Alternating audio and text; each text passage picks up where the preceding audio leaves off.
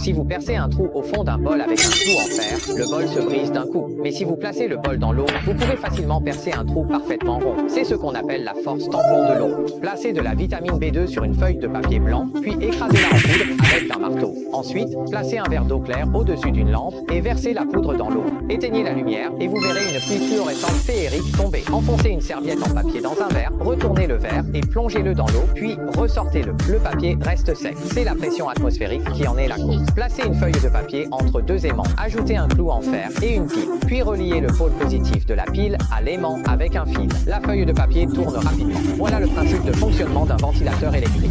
Mettez du bicarbonate de soude dans un verre, puis ajoutez du vinaigre blanc. Un gaz mystérieux se forme alors. Lorsque vous approchez ce gaz d'une bougie allumée, la flamme s'éteint aussitôt. C'est le principe de l'extincteur. Si vous faites vibrer une règle dans un endroit sombre, elle se déplace rapidement de haut en bas. Mais si vous la faites vibrer sous une lumière intense, elle semble alors onduler. C'est ce qu'on appelle